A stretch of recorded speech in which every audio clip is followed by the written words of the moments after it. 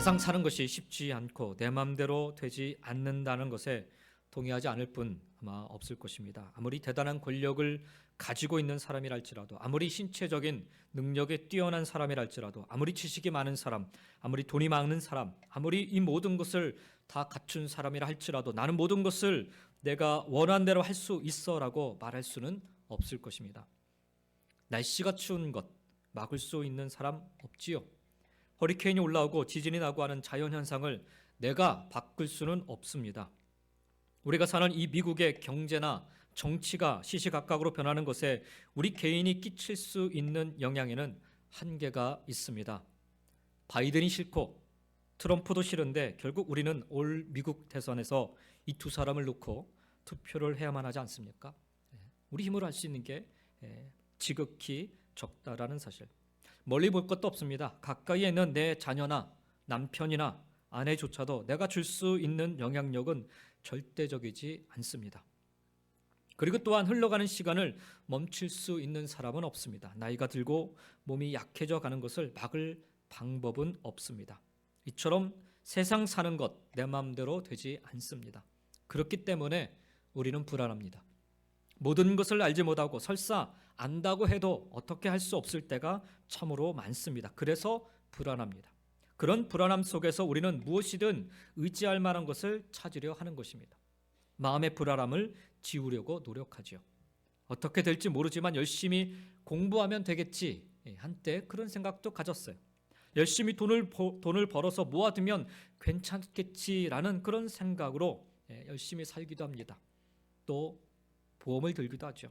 어떤 이는 오히려 반대로 오늘의 시간 그냥 다 잊고 그냥 열심히 지금 즐기며 살자 이렇게 생각하는 사람도 있습니다. 오늘 본문에 보면 시편 46편은 우리와 동일하게 아니 우리보다 더 불안한 상황 가운데 쓰여진 시입니다. 그런데 단순히 불안함을 토로하는 시가 아니라 불안한 세상 속에서 확신을 고백하는 시입니다. 그래서 이 시편 46편은 믿음의 시라고도 할 수 있고 또 평안의 시라고도 할 수가 있습니다.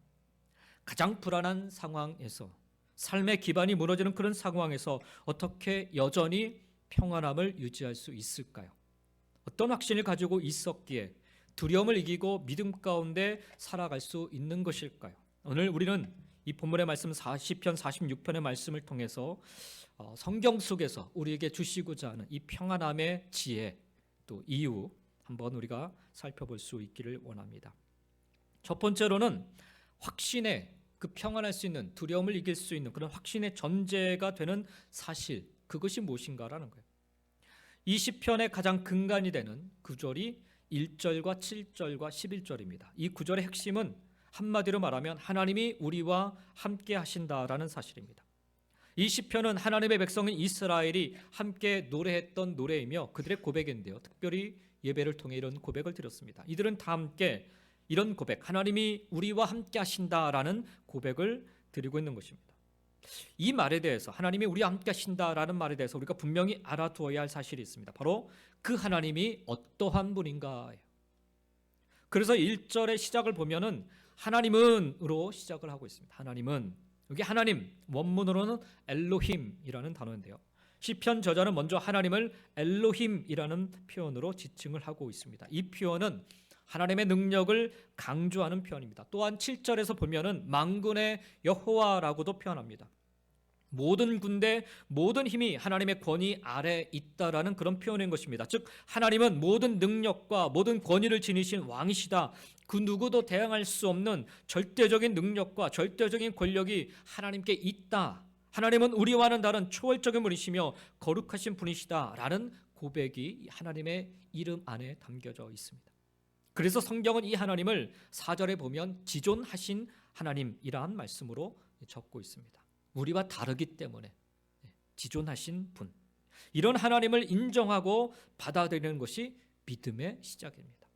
최소한 내가 이해할 수 있고 내가 납득할 수 있는 것만 믿고 받아들이겠다라는 생각은 합리적일 수도 있겠지만 그것이 하나님을 향할 때는 사실 교만이 되고 맙니다. 하나님은 그 존재 자체가 내가 다 이해할 수 있는 분이 아니시기 때문에 그렇습니다. 우리와 다른 그분을 인정하는 겸손이 바로 믿음의 시작인 것입니다. 그런데 놀라운 것은 그런 하나님께서 인간들과 함께 하시길 원하신다라는 거예요. 아담과 하와를 창조하신 하나님은 에덴 동산에서 그들과 함께 거니셨습니다.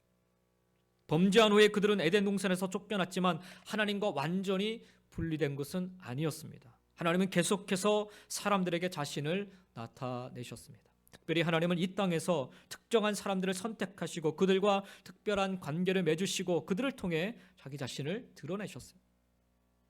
아브라함을 선택하시고 그와 함께 하시며 자기 자신을 드러내셨습니다. 이스라엘을 선택하시고 그들과 함께 하시며 자기 자신을 드러내셨습니다. 그리고 마침내 하나님이신 예수님께서 인간의 몸을 입고 친히 이 땅에 내려오셨습니다. 그분께서 인간의 몸으로 하나님 당신을 이 세상 가운데, 우리 가운데 나타내셨습니다. 그래서 그분의 이름은 임마누엘, 우리와 함께 하시는 하나님이신 것입니다. 예수님은 모든 구원의 일을 마치시고 지금은 하늘로 돌아가셨지만 성령님을 보내셔서 우리와 함께 하게 하셨고 언젠가 우리는 영원히 하나님과 함께할 하나님의 나라에 들어가게 될 것입니다. 하나님께서는 우리를 창조하시고 또 범죄한 우리를 구원하시는 모든 일의 바탕에는 바로 이와 같이 우리와 함께 하시려는 그분의 계획과 뜻이 있습니다. 이처럼 하나님은 처음부터 마지막 끝날까지 우리와 함께 하시기를 기뻐하십니다. 따라서 모든 능력의 하나님이 우리와 함께 하신다. 이것이 이 시편의 가장 기초가 되는 사실이고 이 사실에 기초한 당연한 결론이 이제 1절부터 3절에 나오는 강한 확신으로 표현되고 있는 것입니다. 다른 말로 표현하면 불안한 환경과 불확실한 상황 속에서도 그들이 평안을 확신할 수 있는 가장 근본적인 이유는 그 전제는 하나님이 지금 우리와 함께 하신다라는 믿음 때문인 것입니다. 이 믿음을 잃어버리면, 이 믿음이 전제가 되지 않으면 그 어떤 것으로 우리가 싸운들, 채운들 이 불안을, 이 두려움을 결코 떨쳐낼 수가 없습니다. 두 번째로 이들이 이 시편에서 이 확신을 가질 수 있었던 것은, 확신을 갖고 이렇게 지금 찬양하고 고백하는 이유는 사실 사실에 기초한 확신 때문에 그래요. 하나님이 우리와 함께 하신다라는 이 막연한 지식이 아니라 분명한 사실에 기초한 확신을 그들이 갖고 있었습니다. 1절 말씀을 다시 한번 보시면 하나님은 우리의 피난처시요 힘이시니 환난 중에 만날 큰 도움이시라. 이렇게 고백을 하죠. 하나님의 모든 능력을 가지고 계시고 우리와 함께 하시기 때문에 환난 중에 피난처가 되시고 힘이 되시고 도움이 되시는 것입니다. 어떤 환난이든 그 종류가 무엇이든 그 환난의 난이도가 어떻든 우리가 믿고 의지할 수 있는 강한 피난처, 도움이 되신다라는 거예요. 언제는 도움이 되고 언제는 도움이 안 되는, 왔다 갔다 하는 그런 분이 아니시라는 거예요. 심지어 이런 상황조차도 우리 스스로 이렇게 왔다 갔다 하는 그런 상황 속에서도 하나님은 여전히 변함없이 피난처가 되시고 힘이 되어주시고 도움이 되어주신다라는 사실이에요. 우리가 하나님 앞에 의롭게 신실하게 잘 살 때만 우리에게 피난처가 되시고 힘이 되시고 도움이 되시는 것 아니라는 사실이에요. 하나님 그런 쪼잔한 하나님 아니시죠. 하나님은 하나님 자체로 위대하신 분이에요. 그래서 우리가 어떤 상황에 놓여 있든 어떤 환경 가운데 놓여 있든 우리가 때로는 하나님을 불신하는 그런 상황 가운데 있을지라도 하나님은 여전히 우리의 피난처가 되어주시고 힘이 되어주시고 도움이 되십니다. 그러므로 2절 3절에 그러죠. 그러므로 땅이 변하든지 산이 흔들려 바닷 가운데 빠지든지 바닷물이 솟아나고 뛰놀든지 그것이 넘침으로 산이 흔들릴지라도 우리는 두려워하지 아니하리로다라고 고백을 합니다. 여기 시편 기자가요, 사람들이 생각하는 가장 안전한 것, 절대 변하지 않는 것을 지금 언급하고 있습니다. 바로 땅, 산 이런 것들입니다. 지금이야 땅을 뚫고 산을 깎기도 하지만 여전히 땅과 산은 우리들에게 있어서 잘 변하지 않는 것이라는 이미지가 있습니다. 고대 사회에는 더더욱 그랬습니다. 그래서 성경을 보면 변하지 않는 것에 대한 비유나 상징으로 땅이나 산이나 바위 같은 것들이 자주 사용되는 것을 볼 수가 있습니다. 여기 묘사되고 있는 모습을 보면 땅이 변하고 산이 흔들리고 그 일부가 바다에 빠지고 바닷물은 솟아나 뛰놀고 그 여파로 산이 흔들린다. 이는 마치 지진이나 지진, 해일, 쓰나미죠. 이런 것들의 모습에 가깝습니다. 실제로 지진과 지진 해를 의도한 것이든 아니든 간에 이 상황에서 분명하게 말하고 싶은 것은 우리가 가장 안전하다고 생각하는 것, 변하지 않는 것이라 생각하는 그것이 흔들리는, 즉 다시 말하면 삶의 기반뿐만 아니라 우리 존재, 우리 생명의 기반까지 흔들리는 그런 상황이 펼쳐지고 있다는 거예요. 그런 상황은 여기서 묘사하는 자연재해를 통해서도 경험하게 될 수 있는 것입니다. 강한 비바람을 동반한 허리케인을 안전한 집 안에서가 아니라 바깥에서 맨몸으로 마주한다면 어떻게 되겠는지, 혹은 그 상황에서 만약에 그 허리케인이 몰아치고 있는 그 상황에서 배를 타고 망망대해 한가운데 있다면 어떻게 되겠습니까? 강력한 지진을 경험한 사람들 대부분 오랫동안 약간의 흔들림에도 불안에 떤다고 합니다. 트라우마에 빠져 있는 거죠. 전쟁은 어떻습니까? 때로는 전쟁이 우리 삶의 모든 기반을 흔드는 상황으로 우리를 내몰기도 합니다. 아마 이 시편의 직접적인 배경은 이런 전쟁이었을 것입니다. 6절에 그러죠. 문나라가 떠들며 왕국이 흔들렸더니, 여기 떠들며 3절에서 바닷물이 솟아나고 해서 솟아나고와 같은 단어입니다. 흔들렸더니 라는 말은 2절에서 산이 흔들려 빠지던지와 같은 동일한 단어가 사용되고 있습니다. 그러니까 다시 말하면 문나라들이 떠드는 것은 단순히 시끄러운 소리를 내는 것만을 의미하지 않습니다. 바닷물이 솟아나는 것이 산을 흔드는 파괴적인 의미가 있는 것처럼 여기서도 나라들이 그렇게 일어나 공격하고 있는 상황, 즉 전쟁의 상황을 말하고 있는 것입니다. 우리나라도 대한민국도 전쟁을 겪었고 여전히 그 전쟁을 경험한 분들이 살아계시죠. 전쟁은 우리가 믿고 의지했던 것들을 순식간에 아무 의미 없는 것으로 만들어버립니다. 지금도 전쟁으로 고통받는 나라들이 있고 수많은 사람들이 고통을 당하고 있어요. 자기 고향을 떠나야 되고 실향민으로 난민들로 그렇게 여기저기 방황하는 모습을 보게 됩니다. 삶의 터전을 잃고 어떻게든 살기 위해 죽음을 각오해야 되는 그런 상황. 얼마 전 가자지구에서도 먹을 것이 부족해가지고 구호품이 도착했을 때 그 구호품 안에 사람들이 그 구호품을 받기 위해서 사람들이 몰려들었을 때 이게 일대 갑자기 혼란이 되니까 그냥 총을 난세해버리잖아요. 많은 사람들이 죽었어요. 네 탓이다 내 탓이다 그런 얘기하는데 이게 전쟁이 일어난 비극이라는 거예요. 아프가니스탄 땅도 지금 마찬가지예요. 지금 여전히 우크라이나 땅도 마찬가지예요. 전쟁이 일어났던 곳곳에서는 여전히 지금 이런 고통 가운데 지금 살아가고 있어요. 그만큼 폐허가 된 그들의 땅에는 희망이 없습니다. 이런 불가항력적인 일들, 자연재해나 또 전쟁이나 이런 것들, 이런 불가항력적인 일을 개인적으로 경험하게 될 수 있습니다. 굳이 자연재해, 전쟁 이런 거 아니어도 여러분이 삶을 살아가면서 개인적으로 이와 비슷한 일들을 우리는 경험할 수가 있어요. 가정의 모든 경제를 책임지던 가장이 어느 날 교통사고로 갑자기 세상을 떠나게 되며 남겨진 가족들은 땅이 무너지는 것 같은 그런 경험을 하게 된다고 합니다. 사랑하는 자녀를 먼저 떠나보낸 부모들은 평생을 그 감정의 깊은 골짜기에서 헤어나지 못하기도 합니다. 번창해 가던 사업이 어느 날 갑자기 무너질 수도 있습니다. 절대적으로 믿었던 사람에게 배신을 당할 수도 있습니다. 상처를 입을 수도 있습니다. 생각도 못한 질병이 우리를 찾아와 나와 내 주변의 사람들의 삶을 뒤엎어 놓을 수도 있습니다. 크든 작든 우리에게 일어나는 이 모든 일들, 변화들은 우리의 삶의 기반을 흔들어서 우리를 불안하게 만듭니다. 두렵게 합니다. 때로는 절망하게 하고 분노하게 하기도 합니다. 하지만 그런 상황에서도 변하지 않는 것은 하나님은 우리의 피난처가 되시고 힘이 되시고 도움이 되신다라는 거예요. 그래서 이 시편을 통해 하나님의 백성들은 우리는 두려워하지 아니하리로다라고 확신 가운데 고백을 하고 있는 것입니다. 내 상황은 이런 참 말로 표현하기 어려운 정말 어려운 상황인데 그러나 하나님은 여전히 피난처가 되어주시고 힘이 되시고 도움이 되시기 때문에 그 하나님으로 말미암아 우리는 두려워하지 아니하리로다라는 확신의 고백을 드리고 있는 것입니다.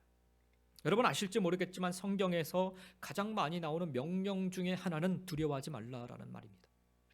근데 사실 두려워하지 말라라는 이 명령, 좀 무의미하게 느껴질 수도 있습니다. 우리가 느끼는 감정은 그 상황에 대한 반응이라 생각하기 때문에 두려워하지 않으려면 나를 두렵게 하는 그 상황을 피해야 하거나 아니면 그 상황들이 사라져야 하는데 그런 상황은 내가 원하는 대로 할 수가 없잖아요.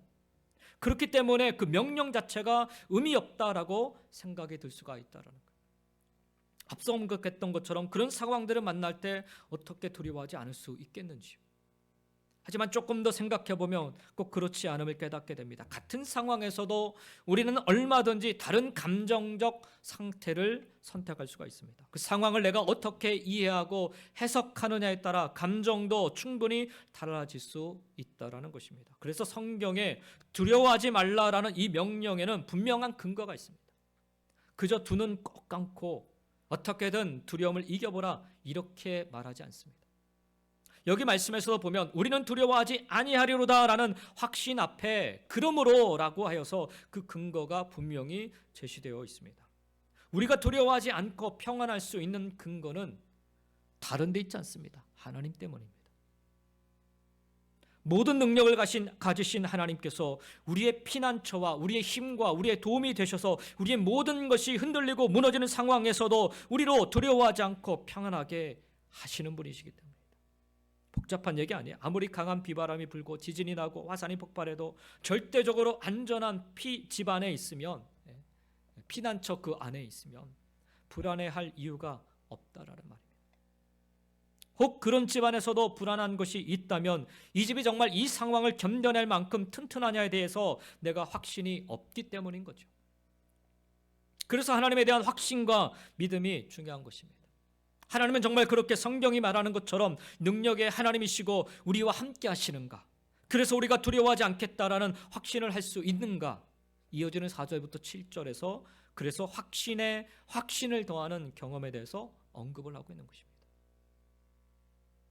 하나님이 어떠한 분이신지 우리와 함께 하시는 분이심을 아는 것, 그리고 그 하나님이 나의 피난처가 되어주시고 힘이 되시고 도움이 되신다는 사실을 경험하는 것, 확신 가운데 있는 것 뿐만 아니라 그것에 더하지는 확신을 더하는 경험, 이런 것들이 쌓아져서 우리는 두려움을 이길 수 있다라는 것입니다. 확신을 더하는 경험, 4절부터 7절에 나오는데 4절 말씀 먼저 이렇게 시작하죠. 한 시내가 있어 나뉘어 흘러 하나님의 성 곧 지존하신 이의 성소를 기쁘게 하도다. 에덴 동산에서는 그곳에서 발원하여 흐르는 4개의 강이 있었고요. 그것은 풍요롭고 넘치는 생명력을 보여주었습니다. 이곳 하나님의 성 예루살렘도 마찬가지였습니다. 한 시내가 하나님의 성에 여러 줄기로 흘렀습니다. 이것은 실로아 혹은 실로암이라 불리는 시내로 예루살렘에 생명력 있는 물을 공급하고 있었습니다. 하나님께서 자기 백성을 위해 물을 공급하여 그들로 기쁘게 한다라는 그런 의미가 되기도 합니다. 이 4절 말씀. 하지만 물 자체보다 더 중요한 것은 하나님께서 그 성에 계시다라는 사실이에요. 5절에 그러죠. 하나님이 그 성 중에 계심에 성이 흔들리지 아니할 것이라 새벽에 하나님이 도우시리로다라고 말씀합니다. 이 9절에서 시편 기자는 단순히 평화로운 때를 말하고 있지 않다라는 것이 분명히 됩니다. 이 성이 다른 나라의 침략에도 불구하고 흔들리지 않을 수 있는 것은 하나님께서 그 성에 계시기 때문이며 하나님께서 도우시기 때문입니다. 하나님의 성이 안전할 수 있는 이유는 물론 물이 많고 성이 튼튼해서가 아니라 근본적으로 하나님께서 그들 중에 계시며 도우시기 때문인 것입니다. 그런데 왜 하필 새벽일까요? 여기 새벽에 도우시리라는 말씀입니다. 새벽일까요?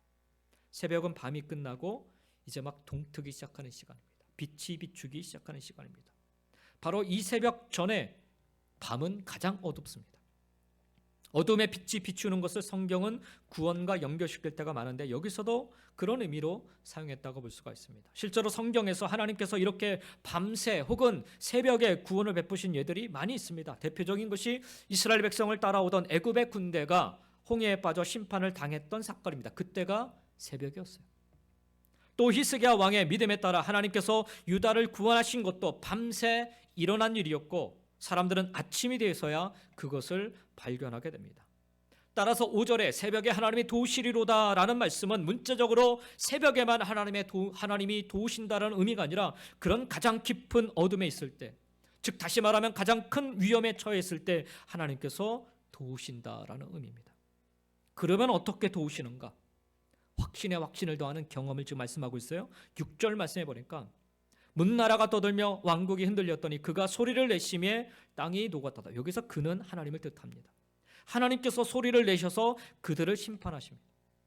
그들은 소란스럽게 하나님과 그의 백성을 대적하여 일어났지만 막상 하나님께서 능력의 소리를 내시자 그들은 혼비백산, 아니 멸망당하고 맙니다. 마치 산이 바닷 가운데 빠지는 것처럼 왕국들이 그렇게 멸망했던 것입니다. 우리는 성경에서 실제로 일어났던 이런 예를 얼마든지 찾아볼 수가 있습니다. 가장 대표적인 경우는 아수르가 북이스라엘을 멸망시키고 이제 남유다도 멸망시키기 위해서 예루살렘을 치러 올라왔던 전쟁에 대한 이야기입니다. 어쩌면 이 전쟁이 시편 46편의 실제적인 배경이 될지도 모르겠습니다. 그만큼 유사한 면이 참 많습니다. 이 사건은 열왕기하 18장에서 20장에 기록되어 있고 또 역대하 29장부터 32장에 기록되어 있습니다. 그리고 이사야서 36장과 37장의 배경이 되기도 합니다. 그 당시 유다의 왕은 히스기야 왕이었습니다.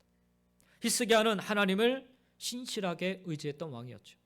그런 그의 믿음과 확신이 전쟁이라는 시험대 위에 서게 된 것입니다.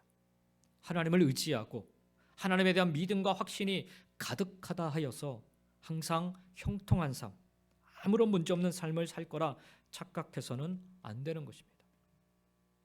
시험대에 올라서게 되는 것입니다. 제가 전도사 시절, 제 아내가 막 결혼하고 나서 막 첫째 아이가 태어났을 그 시절에 누구보다 하나님을 의지하고 하나님에 대한 믿음과 확신이 충만했던 시절, 그때 저와 저희 가정은 경제적으로 가장 어려운 시기를 경험하지 않았나 싶습니다. 겨우 렌트비를 사역을 뛰며 벌고 있었는데 생활비가 마땅치 않았어요. 아내가 유산을 했는데, 우리 첫째 아이 갖기 전에 유산을 했는데 수술할 돈이 없어서 낙태 시술소에 가서 그때 돈 200불인가 300불 주고 그렇게 수술해야만 했던 참으로 아픈 기억이 있었던 시절입니다. 첫째 아이를 가졌는데 산부인과 정기 검진 받을 돈이 없어서 저소득층이나 불법 이민자들 대상으로 검진을 해주는 병원을 수소문해서 찾아갔더니, 그때 우리가 메릴랜드에 살았는데 워싱턴 DC 그 다운타운까지 차로 한참을 가서 거기 가서 그냥 뭐 가서 바로 검진을 받을 수 있는 것도 아니고 한 번 가면 뭐 2-3시간 기다리는 건 기본. 병원 예약 잡기도 어렵지만 한 번 가면 뭐 그렇게 복도에서 하염없이 그냥 기다리는 이가 일수였습니다. 그때 처음으로 제가 미국에서 이것저것 다 해보게 되었습니다. 세탁소에서 일도 해보고, 간판 회사에서 간판 다는 노동 일도 해보고, 간판 뭐 이렇게 큰 회사들은 뭐 트레일러 이렇게 뭐 이렇게 기중기 같은 거 갖고서 이렇게 간판 다는데, 조그마한 회사는 사람이 다 이렇게 붙잡고서 배달해. 그런 일도 해보고, 컴퓨터 회사에서 잡일 해보고, 노인복지회관에서 청소부터 밥 회식하는 일 등 일이면 뭐 시키는 일이면 뭐든지 하는 그런 생활도 제가 해봤습니다. 그러다 컴퓨터 전공도 아닌데 문화센터에서 수강생 1명 놓고 컴퓨터 강좌도 해보고 뭐 그랬습니다. 그때 돈을 혹은 물질을 의지할 것인가 아니면 하나님을 의지할 것인가에 대한 그런 시험대 저나 저희 가정이 올라서게 됐습니다. 저만 그런 것은 아니고요. 누구나 다 그와 같은 시험대 위에 서는 때가 있습니다. 하나님을 의지하고 하나님에 대한 믿음과 확신이 가득함에도 불구하고 그만한 시험대는 얼마든지 우리 앞에 놓여 있습니다. 히스기야 왕도 그러한 시험대 위에 서게 되었습니다. 당시 아수르는 당대의 가장 강력한 제국이었습니다. 그들은 이미 수많은 나라를 점령했고 북이스라엘도 그래서 침략하여서 함락시켰습니다. 그리고 이제 예루살렘을 점령하러 온 것입니다. 사실 전면전을 펼치면 전혀 승산이 없는 그런 전쟁이었습니다. 그때 히스기야는 전쟁을 준비하면서 성 밖에 있는 물의 근원을 막아서 적군이 물이 부족하게 만들었고요. 성을 보수하고 망대도 높이 쌓았습니다. 무기도 충분히 준비했습니다. 그리고는 그는 사람들을 모아놓고 이렇게 이야기를 했습니다. 역대하 32장 7절 8절 말씀인데, 너희는 마음을 강하게 하며 담대히 하고 아수르 왕과 그를 따르는 온 무리로 말미암아 두려워하지 말며 놀라지 말라. 우리와 함께 하시는 이가 그와 함께하는 자보다 크니 그와 함께하는 자는 육신의 팔이요 우리와 함께하시는 이는 우리의 하나님 여호와시니라. 반드시 우리를 도우시고 우리를 대신하여 싸우시리라 하매 백성이 유다 왕 히스기야의 말로 말미암아 안심하니라 말씀합니다. 이것이 히스기야 왕이 가지고 있었던 확신이었습니다. 그런 그의 확신에 랍사게라는 아수르의 술관원장이 도전을 합니다.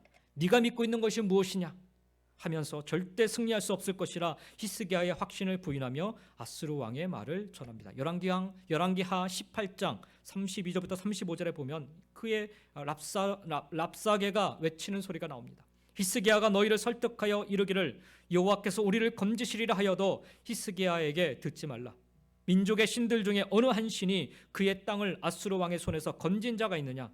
민족의 모든 신들 중에 누가 그의 땅을 내 손에서 건졌기에 여호와가 예루살렘을 내 손에서 건지겠느냐 하셨느니라 라고 외칩니다. 하지만 히스기야는요 자신의 확신을 굽히지 않았고 사내들로부터 최후 통첩의 편지를 받게 됩니다. 그리고 더 이상 물러설 곳이 없을 때 히스기야는 이와 같은 행동을 합니다. 열왕기하 19장 14절부터 19절의 말씀에 보면 히스기야가 그 편지를 받았는데 사자의 손에서 편지를 받아보고 여호와의 성전에 올라가서 히스기야가 그 편지를 여호와 앞에 펴놓고 그 앞에서 히스기야가 기도하여 이르되 그룹들 위에 계신 이스라엘의 하나님 여호와여 주는 천하 만국의 홀로 하나님이시라 주께서 천지를 만드셨나이다. 히스기야 왕이 지금 하나님 앞에 편지를 펼쳐두고 기도하는 내용입니다. 여호와여 귀를 기울여 들으소서. 여호와여 눈을 떠서 보시옵소서. 사내립이 살아계신 하나님을 비방하러 보낸 말을 들으시옵소서. 여호와여 아수르 여러 왕이 과연 여러 민족과 그들의 땅을 황폐하게 하고 또 그들의 신들을 불에 던졌사오니 이는 그들의 신이 아니요 사람의 손으로 만든 것 곧 나무와 돌뿐이므로 멸하였나이다. 우리 하나님 여호와여 원하건대 이제 우리를 그의 손에서 구원하옵소서. 그리하시면 천하 만국이 주 여호와가 홀로 하나님이신 줄 알리이다 라고 기도를 드립니다. 여러분 이것이 히스기야 왕이 끝까지 가지고 있었던 확신입니다. 유일하신 참 하나님 능력의 하나님이 그와 함께 하셨기 때문에 그는 확신을 가지고 하나님을 의지하였습니다. 하나님만을 의지하였습니다. 그리고 그의 확신은 결국 경험으로 증명이 되었습니다. 하나님은 밤새 아수르 진영의 군사 18만 5천 명을 멸하셨어요. 하룻밤에 한 명, 두 명이 아니라 18만 5천 명을 그 하룻밤에 다 멸절시켜버립니다. 하나님을 의지하지 말라고 도전하였던 아수르 왕 사네립은 수도인 니느웨로 돌아갔다가 그곳에서 암살당하고 죽고 맙니다. 아수르가 하나님과 하나님 백성을 대적해서 일어났지만 하나님께서 소리를 내셨을 때 그들은 흔들렸고 녹아내리고야 만 것입니다. 오늘 본문의 말씀처럼 시편 46편이 정확히 이 역사적 배경을 하고 있는지는 사실 잘 알 수 없습니다. 하지만 이것은 그와 유사한 일을 경험하고 있다고 알 수가 있습니다. 하나님께서 소리를 내셨을 때 땅이 녹은 것을 그들은 경험하였고 그 경험은 그들의 확신에 확신을 더했던 것입니다. 이와 같은 경험이 여러분 그냥 나타나는 게 아니에요. 그래서 그들은 변함없이 만군의 여호와께서 우리와 함께 하시니 야곱의 하나님은 우리의 피난처시로다라고 고백할 수 있었던 것입니다. 확신에 확신을 더하는 경험, 두려움을 능히 이기고도 남을 이런 확신에 확신을 더하는 경험은 그냥 내 앞에 탁하니 나타나는 것이 아닙니다. 하나님이 우리와 함께 하심을 믿는 믿음을 통해서 그리고 하나님이 우리의 피난처시고 우리의 힘이시고 우리의 도움이시라는 고백을 통해서 그리고 비로소 땅들이 녹아내리는 역사를 경험하게 되는 것입니다. 이렇게 하나님에 대한 확신이 망상이나 그저 자기 위로를 위한 것이 아님을 경험한 자들이 경험한 자들에게 시편 기자는 이제 중요한 명령을 내립니다. 그 내용이 8절부터 11절의 말씀입니다. 확신을 경험한 자에게 주시는 명령이죠. 먼저 8절부터 9절의 말씀에 보면 와서 여호와의 행적을 볼지어다. 그가 땅을 황무지로 만드셨도다. 그가 땅끝까지 전쟁을 쉬게 하시며 활을 꺾고 창을 끄르며 수레를 불사르시는도다 라고 말씀합니다. 하나님께서 하신 일을 먼저 보라 이야기합니다. 앞서 언급한 히스기야의 경우에 보면은 말 그대로 하나님께서 전쟁을 끝내신 것을 눈으로 볼 수 있었습니다. 하나님에 대한 그의 믿음은 실제 경험으로 더욱 확실하게 되었습니다. 하나님에 대한 믿음이 없었던 자들도 하나님께서 행하신 그 일을 자신의 믿음의 결과는 아니었지만 볼 수는 있었습니다. 이것은 과거나 현재나 모든 시대를 통해서도 마찬가지인 것입니다. 모든 사람은 하나님께서 행하신 일을 볼 수 있습니다. 보려고 한다면 충분히 볼 수 있습니다. 그리고 10절은 하나님께서 직접 주시는 명령입니다. 이르시기를 너희는 가만히 있어 내가 하나님됨을 알지어다. 무언가 하던 것을 멈추라 하십니다. 믿음이 있는 자든 믿음이 없는 자든 하나님께서 하신 일을 보면 하던 것을 멈춰야 됩니다. 우리 상식으로 이해할 수 없는 일이 우리 앞에 펼쳐질 때 우리는 막 흥분하고 들떠서 뭔가 막 하려는 그런 유혹에 빠지게 되죠. 그런데 하나님은 가만히 있으라 얘기하십니다. 멈추고 우리가 다 이해할 수 없는 하나님이 일하고 계심을 우리는 봐야 되는, 인정해야 되는 것입니다. 바로 처음 전제로 돌아가는 것입니다. 하나님만이 능력의 하나님이시며 우리와 함께 하시는 하나님이시다. 그리고 그 하나님께 합당하게 반응해야 한다는 거예요. 그것이 10절 이하의 말씀인 것입니다. 내가 문나라 중에서 높임을 받으리라, 내가 세계 중에서 높임을 받으리라 하시도다 라고 말씀합니다. 바로 하나님을 높이는 것입니다. 하나님을 예배하는 것입니다. 하나님에 대한 반항을 멈추고 그분을 예배해야 하는 것입니다. 그분에 대한 의심과 불신을 멈추고 예배해야 하는 것입니다. 그분을 있는 그대로 온 세상 가운데 높이는 것, 그것이 우리 모두가 해야 할 일인 것입니다. 사랑하는 성도 여러분, 과거에 하나님을 경험하셨습니까? 그러나 지금은 뜨뜻미지근한 믿음으로 신앙생활을 하고 계시지는 않으신지요? 그렇다면 여러분의 예배의 자리가 무엇보다 먼저 회복될 수 있기를 간절히 축원드립니다. 지금은 하나님을 경험하고 계신지요? 그렇다면 더욱 뜨겁게 하나님을 예배하는 삶을 살아가시기 바랍니다. 그것이 오늘 시편 46편에서 우리에게 말씀하고 있는 권고인 것입니다. 그리고 하나님을 예배하는 우리 모두는 모두 함께 이렇게 고백할 수 있어야 하고 또한 이렇게 고백해야만 합니다. 11절이죠. 만군의 여호와께서 우리와 함께 하시니 야곱의 하나님은 우리의 피난처시로다.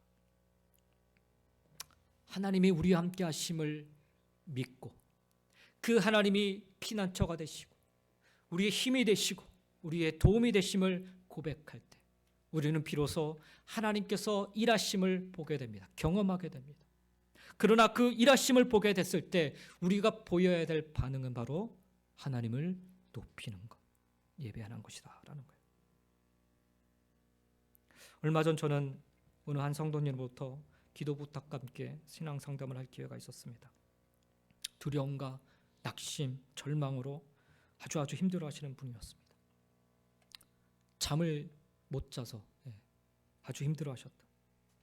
원래 아주 신실하게 하나님을 믿는 분이셨는데 갑자기 찾아온 두려움이, 절망이, 낙심이 그분의 삶을 송두리째 흔들고 있었습니다. 그래서 더욱 힘들어하고 계셨습니다. 하나님을 믿지 않는 건 아니었는데 가다 말고 돌아와서 상담을 요청을 하고 기도 좀 받고 싶다고. 그래서 제가 그분과 이야기를 나누면서 오늘 시편의 기자의 고백처럼 하나님이 함께하고 계심을 믿어야 된다고. 하나님을 믿지 않냐고. 그분이 내 안에 계신데, 그분이 내 안에 계신데. 하나님이 당신의 심령 안에 거하게 계시고 거하고 계심을 제가 다시 한번 말씀을 통해서 확인시켜 드렸어요. 그리고 그 하나님이 피난처가 되시고 힘이 되시고 보호자가 되심을 확인시켜 드렸습니다. 확신시켜 드렸습니다. 그리고 제가 기도해 드렸어요. 그러자 그 주간 다시금 내 안에 계신, 나와 함께 계신 하나님으로 말미암아 두려움을 떨쳐버리는, 그래서 연락이 왔는데 목사님 잠을 자게 됐어요. 제가 그렇게 감사하다고 그런 얘기를 하시더라고요. 제가 그렇게 말씀을 드렸죠. 제가 한 게 아니에요. 아니 하나님 그 안에 계신데 하나님이 하시는 거죠. 하나님은 지금도 언제나 그 안에 계셨어요. 여러분 다 성도님 아마 심령 안에 계셨습니다. 그것을 우리가 순간 놓치게 되면 두려움이 나를 송두리째 흔들 수밖에 없다라는 거예요. 그러니 하나님이 내 안에 계심을 잊지 말고 사십시오. 그리고 그분의 피난처가 되시고 도움이 되심을 확신하며 사십시오. 그래서 그 두려움을 이기고 다시 믿음의 자리에 굳게 서시는 것을 제가 보게 됐어요. 사랑하는 성도 여러분, 하나님이 나와 함께 하신다고 진심으로 고백할 수 있다면 어떤 일을 만나더라도 두려워하지 말고 안심할 수 있어야 됩니다. 정말로 내가 어떻게 할 수 없는 경제적인 어려움이든 건강상의 어려움이든 관계적인 어려움이든 감정적인 어려움을 만나게 될 수 있어요. 그게 없다라는 게 아니에요. 만날 수 있어요. 하지만 그때 내가 믿는 하나님, 그 하나님이 나와 함께하고 계시고 내 안에 계심을 여러분 기억하시기 바랍니다. 땅이 변하고 산이 흔들리고 바다 가운데 빠져도 이스라엘 백성들이 그 히스기야 왕이 그 정말 말도 안 되는 그런 위험한 그런 두려움이 찾아오는 그런 상황에 놓여서도 그 마음을 잃어버리지 않았어요. 그것들은 내가 믿는 하나님께서 만드시고 다스리는 피조물일 뿐이다라는 거예요. 내가 경험하는 모든 상황과 어려움들이 나에게는 너무나 크고 버거워서 내가 어떻게 할 수 없어 보이지만, 그러나 하나님은 그 모든 것들보다 크시고 강하신 분이시다. 그것을 기억하는 게 중요하다는 거예요. 세상은 약한 사람들이나 하나님을 믿는다라고 우리 믿는 사람들을, 기독교를 조롱하죠. 그러나 사실 맞는 말입니다. 우리는 약합니다. 그러나 우리가 믿는 하나님은 그 어떤 무엇보다 강하신 분이십니다.